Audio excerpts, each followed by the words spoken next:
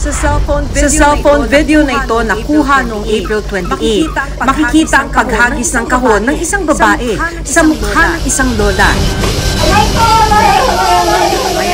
Maya-maya pa, sinuntok naman ng babae ang matanda sa mukha. Pero hindi pa ito nakontento sa pananakit sa matanda. Kinaladkad pa niya ito papasok sa loob ng bahay, sa kaburi, pinaghampas. Sino ang babaeng walang awang nananakit sa matandang babae at makaligtas kaya ang biktima sa pag-atake sa kanya?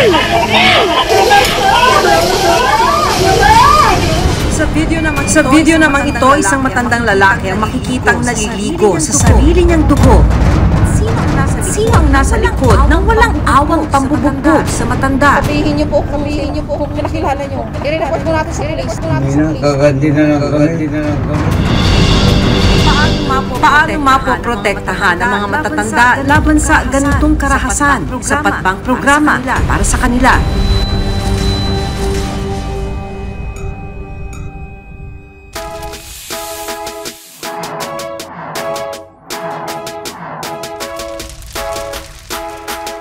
Paano kung habang kumakain ka sa restaurant, biglang dumating ang hindi imbitadong bisita? Laking gulat ang isang customer nang makita ang isang ipis na nakahalo sa pasta na kinakain ng kanyang anak sa isang restaurant sa Laguna. Gumagapang naman ang uod ang nakita ng isang customer ng isang Korean barbecue restaurant sa Cavite.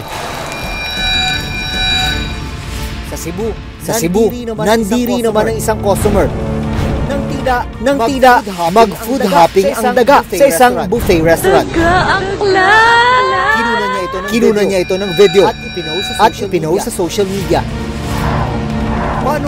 Paano nga ba masisigurong ligtas ang mga pagkain laban sa mga pesting ito na posibleng magdulot ng problema sa kalusugan ng mga customer?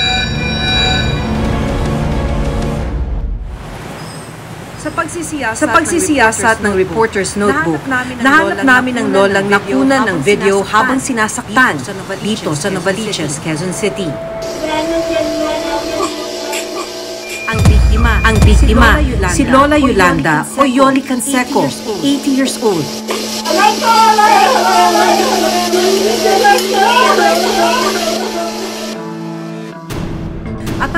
At ang babaeng nanakit sa kanya, mismo anak pala niya na itatago namin sa pangalang Carla. Paano nga ba nangyari ang pananakit? Kwento ni Lola Yoli, ito ang unang beses na sinaktan siya ng anak. Hindi ko naman po alam na sinusumpong siya ng ganun katindi. Andito kami sa may pinto. Hindi ko alam na sasaktan ako. Bigla na lang kinuha itong sapatos. Pinukpok sa akin. Kaya dito may mga gasgas ako dati. Nangihingi na lang ako ng tulong. Hindi naman makalapit yung ibang anak ko na tatak.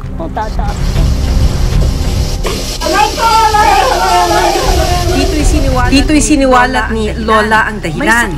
May sakit daw sa pag-iisip si Carla at minsan na nilang ipinasok sa isang mental institution. Maayos naman daw ang kalagayan ng anak. Pero ang problema, hindi niya naiinom ang kailangang gamot. Doon po kasi may gamot siyang iniinom.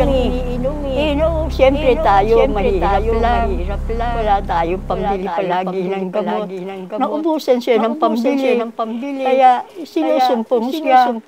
Si Carla rin daw ang kasama ni Lola Yoli sa bahay at nag-aalaga sa kanya. Mahabang panahon po ang pasasama namin din sa bahay. Na hindi niya ako sinasaktan. Siya nagluluto ng pagkain namin. Siya nag-aasikaso sa akin. Pero marami ang nagtaka kung bakit hindi tinulungan si Lola Yoli ng mga taong nasa paligid habang sinasaktan ng anak. Paliwanag nila sa amin na takot silang makialam. Matapos ang insidente, agad namang rumesponde ang barangay para sagipin si Lola Yoli. Dinala na rin agad si Carla sa National Center for Mental Health sa Mandaluyong City para maipagamot. Sa kabila ng naranasan, mas nangingibabaw pa rin daw kay Lola Yoli ang pagmamahal sa anak.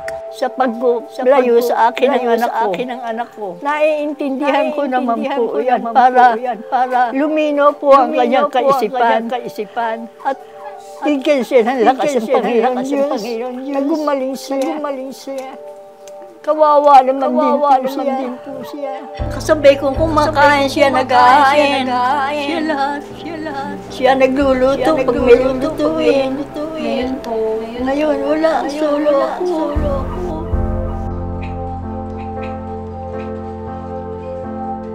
Namimiss ko rin po siya kahit nananakit siya. Kahit sinaktan niya ako, dahil anak ko siyempre, mahal ko anak ko. Kaya lang wala akong gawa. Naghilom man ang mga sugat at pasa, ramdam pa rin daw ni Lola Yoli ang pananakit ng kanyang ulo at hirap sa paghinga. Sinamahan namin si Lola sa isang public hospital. Nahanap ng reporter's notebook yung Lola na nasa viral video. Nandito siya ngayon sa isang ospital sa Quezon City dahil may mga follow-up check-up siya. Kukumustahin natin siya ngayon. Hi, Lola! Mana naman? Kumusta naman kayo? Ano nangyari? Ano ho to? Check ninyo to? Follow-up check-up to. Nagpunta po kayo dito ngayon. Check-up. Para po ba dun sa nangyari 2 weeks ago? Ibang sakit na. Sa nangyari pa 2 weeks ago? Bakit po? Ano yung nararamdaman nila? Ito ngayon po, hindi ko masakit. Tsaka nahirapan po ako. Matapos ang pagsusuri kay Lola, napag-alaman na may buta siya sa puso at may hika na mas lalo nagpapahirap sa kanyang kondisyon. Naiyak na lang. Nahirapan nga po. Lalong ako. Naiisip ang mga anak ko. Pero kumusta muna si Lola? Hanggang ngayon, parang ang sinasabi niya, kung saan siya hinampas ng anak niya, masakit pa rin. Ngayon okay naman siya, stable yung blood pressure, normal. Kaya lang hirap siya So ngayon, Dok, may iba pang underlying condition. More on medical. Usually, pagka heart problem, may maintenance na yan. Hindi naiinom yung maintenance. Pwede mag-worse yung cardiac problem. Lalalaan. Para makatulong kay Lola, binigyan namin siya ng isang bagong nebulizer. May regalo sa inyo yung reporter's notebook. Nanghihiram daw po kasi kayo ng nebulizer. Binilhan po namin kayo ng nebulizer. Sinagot na rin namin ang pang-isang buwang gamutan ni Lola Yoli para sa hika.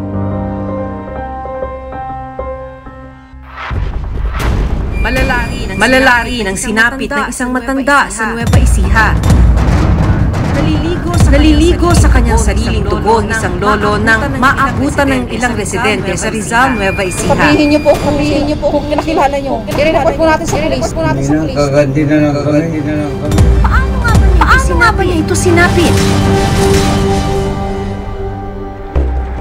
Nagtungo ang reporter's notebook sa Rizal, Nueva Ecija. Ang lolo sa video, kinilalang si Lolo Jomenador Tagarino, 82 taong gulang. Ang matanda, biktima pala ng pagnanakaw. Natangay sa kanya ang 20,000 pesos. Pero hindi pa nakontento ang suspect dahil walang awa siyang pinagbubugbog sa loob mismo ng kanyang tinutuluyang bahay. Ito niyo po mga nasa ilang taon. Mahirap lang magsalita eh. Tay, ganyan na itsura nyo. Sabihin niyo po kung kinakilala nyo. I-report po natin sa police. Nakaganti na lang kami. Hindi po, tay. Ganyan po itsura nyo. Agad namang nirescue ng local government unit at Philippine National Police o PNP si Lolo para may pagamot. Na-interview namin ng hepe ng Rizal Police na rumisponde sa kaso. Talagang nakakaawa po yung kalagayan po ni Lolo Doming. So sa amin pong mga nakalap na impormasyon, si Lolo Doming po ay nagkaroon ng pera kung saan ay kanyang ibenta yung lupa niya. Pinuntahan namin ang tinutuluyan ni Lolo Jumenador pero hindi namin siya naabutan. Nag-ikot kami sa bayan ng Rizal kasama ang anak ni Lolo na si Jing. Napunta na dito yan. Alam mo yung Doon na siya nakapagpapakapon kasi. Eh ngayon. Ngayon lang yung Kasi nakailangan nila. I-try mo natin sa Norway kasi pag sa Norway ako Dito na namin nalaman na madalas na palang pagala-gala si Lolo Jumenador. Ang po naming balita ay nagpapakalat-kalat siya sa lansangan at nangihinging limos. Matapos ang 6 na oras na paghahanap, bigo kaming mahanap ang matanda. Kinabukasan, isang tawag ang natanggap ng aming team mula sa Rizal Police Station. Nahanap na si Lolo Jumenador. Nakausap namin siya sa pamamagitan ng video call. Pinasok ako ng masasamang loob. Kinuha ang pera ko. Binukbog pa ako. Pagka gumalaw ko, sinasaktan na ako. Kailangan papatay na ako. Sa tindiraw ng pambubugbog, pumutok ang ulo at noo ni Lolo Jumenador. Nagala ko yung oras na yun, hindi na ako babahayin at talagang mahirap na lang ako. Lahat ng mga tampis ko dun sa loob, puro dugo. Kaya ang alam ko, hindi na ako babahayin. Patuloy na iniimbestigahan ng mga pulis ang nasa likod ng pananakit sa matanda. Unang-una po, nais nating ipabatid sa mga may sala na ang batas po ay umiiral at hindi sila makapagtatago dito. So sa ilalim po ng aming pamamahala dito sa Rizal Municipal Police Station, hindi po kami titigil hanggat hindi natin nalalaman kung sino ang may sala at pananagutin po sila sa batas. Nagpapagaling pa rin sa ngayon si Lolo. Makabubuti raw sana kung madadala sa isang home care facility si Lolo Jumenador. Pero limitado ang bilang ng ganitong pasilidad. Sa buong bansa, nasa halos 100 lang ang home for the aged na pinapatakbo ng gobyerno. Ang ilang non-government organization nagtayo na rin ng pasilidad. Tulad na lang ng napuntahan namin sa San Jose del Monte, Bulacan. Itong matanda ang inaalagaan ngayon dito. So dito sa apartment na ito, apat na lola. Si Lula Benelda na magandang lola. So, ito yung recipe nila sa araw-araw nila pinakain. Siya ang pinakamatagal na dito sa group. Siya din ang mataas na edad na. Isa sa mga kinupkop ng shelter ng Coalition of Services of the Elderly o COSE, si Lola Benilda, 85 years old. May isang anak ako. Tagal na nag-iwalay kami. Mula nag-asawa siya. Hindi siya dumadalaw dito. Hindi ko alam kung buhay pa o ano. Paliwanag ng COSE, hindi lang pisikal ang pang-aabusong nararanasan ng ilang matatanda dahil isa sa matinding uri din ng pang-aabuso sa kanila ay ang pag-abandona. Iba silang abuso na nararanasan ng mga tao, especially mga older person. Yung pinakamasaklap na abuso nangyari sa mga older person, yung rejected ng family, pinalayas ng family, sobra yung epekto sa kanila. Abuse na yan eh. Kung bakit sila nandito, dahil na-abuse talaga sila. Sa pag-aaral ng World Health Organization o WHO noong 2021, isa sa kada 6 na senior citizen ang nakararanas ng iba't ibang uri ng pagmamaltrato o pang-aabuso. pang-aabuso. Itong 2022, ipinanukala sa Kongreso ang House Bill 5116 o Senior Citizens Protections Act. Naglalayon nitong gawing krimen ang pang-aabuso at pag-abandona sa mga senior citizen. Kasama rin sa panukalang batas na ito ang pagpapatatag ng National Senior Citizen Help Hotline na maaaring libreng ma-access ng mga biktima ng pang-aabuso. Bubuo rin ng Senior Citizens Help Desk sa bawat barangay na pwedeng takbuhan ng mga biktima 24 oras. Isigurado na implement, kailangan lagyan ng ngipin talaga yan. Kasi kapag hindi natin binigyan ng ano yan, diin yan, yung mga batas na ginagawa para sa nakatatanda, hindi mangyayari. Patuloy pa rin ang pag-a-abuse. Kailangan namin ipatupad na batas para katakutan yung mga nang aabuso. Bago kami umalis sa shelter ng Kose, may isang hiling si Lola Benilda. Nakiusap siyang humingi ng tulong para mahanap ang kanyang anak. Ano po bang pangalan ng anak niyo? Angelito Pulgasio. Inaano ko lang na sa pagdarasal na yung silang mag-asawa, idalawin ako. Dinadala sa daras makita kami mag-ina. Ang mga tulad ni Lola Yoli at Lola Domenador dapat inaalagaan na. Pero sa mga pagkakataong nakararanas sila ng kalupitan at pang-aabuso sa loob o labas man ng tahanan, importanteng mapadali ang sistema ng pagsusumbong para mas mabilis ang pagtulong sa kanila. Sakaling makaranas ng pang-aabuso, humingi ng tulong sa mga otoridad. Ako si Maki Pulido at ito ang Reporter's Notebook.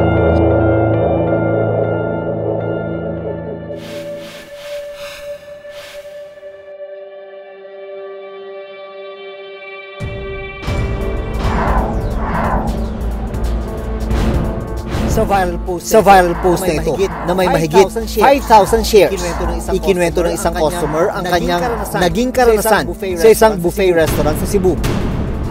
Habang kumakain daw sila ng kanyang pamilya, laking gulat nila na makita nila ang isang daga sa kabilang mesa.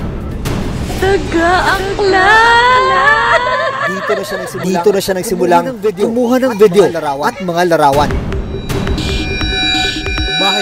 Makikitang ginangataan ng daga ang mga tirang pagkain sa mesa. Tumanging magpa-interview ang uploader, pero ayon sa kanya, agad niyang inireport sa management ng restaurant ang nakitang hayop. Paliwanag daw sa kanya. Posibleng galing sa labas ang daga at nakapasok lang sa kainan. Sinubukan namin kunan ng pahayag ang restaurant, pero hindi pa sila sumasagot sa ngayon. Paliwanag ng isang eksperto, may panganib na maaring idulot sa kalusugan kapag naapakan, naihian o nakain ng daga ang pagkain kakainin pa lang ng tao. Pag meron tayong nakain or nainom na contaminated ng mga daga, lalo na yung mga hihi nito or feces ng daga, ay yung sakit na leptospirosis. Maaari natin itong makuha if na-ingest natin accidentally yung pagkain na contaminated ng kanilang mga secretions. Nagsulputan ngayon ang mga Korean barbecue o samgyeopsal restaurant sa bansa. Sino ba naman ang hindi matatakam sa unlimited na meat at side dishes?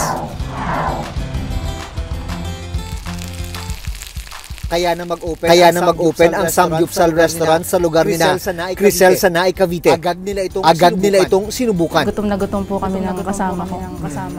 Doon po kami kumain, kaming dalawa lang po.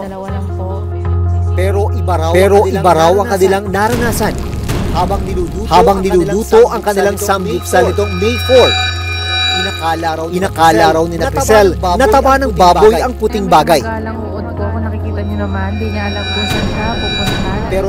Pero laking gulat nila nang bigla itong gumalaw. Hinihintay kong maluto yung meat. Parang may gumagalaw siya. Akala ko yung taba lang, yung kulay puti. May gumagalang uod ko. Kung nakikita niyo naman, hindi niya naman. Ang inakalang taba. Isang buhay na uod pala ang biglang gumapang sa niluluto nilang karne.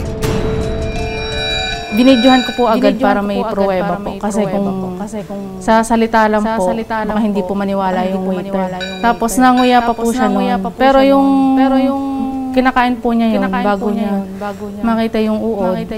Yun po yung luto na, yun nauna. Agad nilang tinawag ang waiter ng restaurant. Tinanggal niya naman po. Tapos pinaltan. Sabi lang po sa amin, pasensya na po, magkatabi po kasi yung meat tsaka yung lettuce. Kaya siguro na lagyan ng uod. Natin, may gumagalang. Ang sa akin lang po, maging aware din po yung ibang mahilig kumain sa Samgyup. At least nga po, hindi po kami galit. Pati hindi ko po sinabi yung pangalan ng restaurant po. Kung saan. Nitong nakarang Miyerkules, pinuntahan namin ang mismong restaurant. Nagpaunlak ng interview ang may-ari.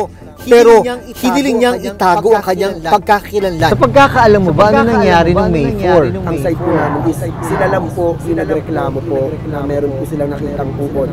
Sa dami-dami pong kumakain sa amin, simula po umaga hanggang gabi, hanggang mag-close po kami. Sa atin, may gumagalang.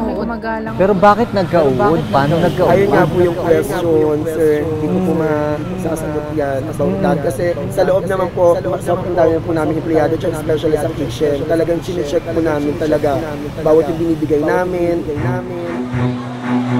Nalaman din namin wala palang permit mula sa LGU ng NAIC ang restaurant. Wala pa pero nagko-complain na po kami, sir. Nag-process na po. Ibig sabihin ngayon pa lang kayo nagpo-proseso ng mga requirements. Opo, sir. Kasi sobrang busy po talaga.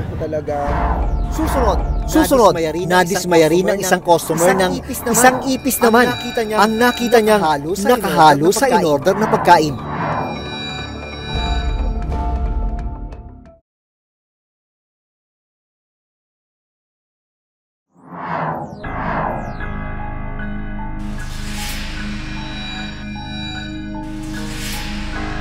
Nadismaya rin ng isang customer ng isang ipis naman. Ang nakita niyang nakahalo sa in-order na pagkain.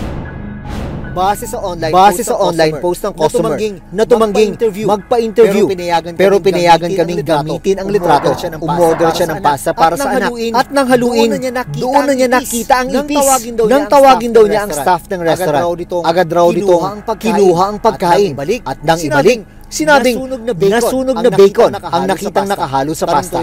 Tanong tuloy ng customer, paano naging bacon ang kanyang nakunan na may pakpakat pa? Ang mga simptomas kung nakuha tayong sakit na ito ay yung pagsakit ng tiyan, pagtatae at pagsusuka dahil nga sa contaminated na pagkain na nakuha natin. Sabi ng isang food safety expert, responsibilidad ng mga food establishment ang tama at maayos na pag-handle sa mga itinitindang pagkain. Food handling, of course, is how you prepare the food. From binili mo yung mga ingredients mo mula sa palengke or sa grocery, nireceive mo yan hanggang sa ma-serve mo sa customer. That is actually part of the whole process of food handling. It's very important to make sure that every step of the flow of food is safe.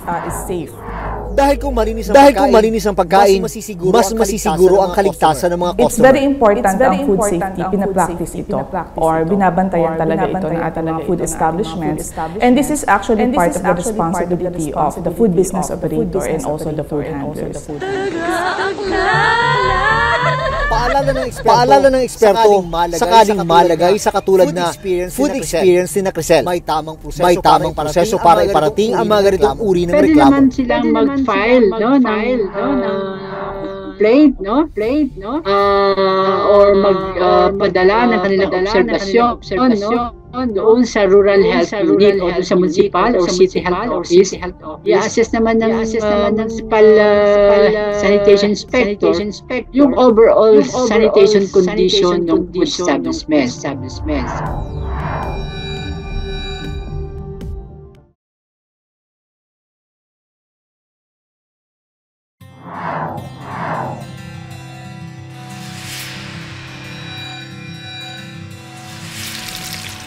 Sa huli, mahalagang maging maingat ang mga kainan at restaurant sa mga inihahandang pagkain.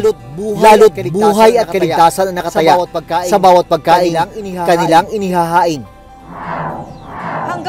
Hanggang sa susunod na Sabado, ako si Maki Pulido. Ako si Jun Veneracion.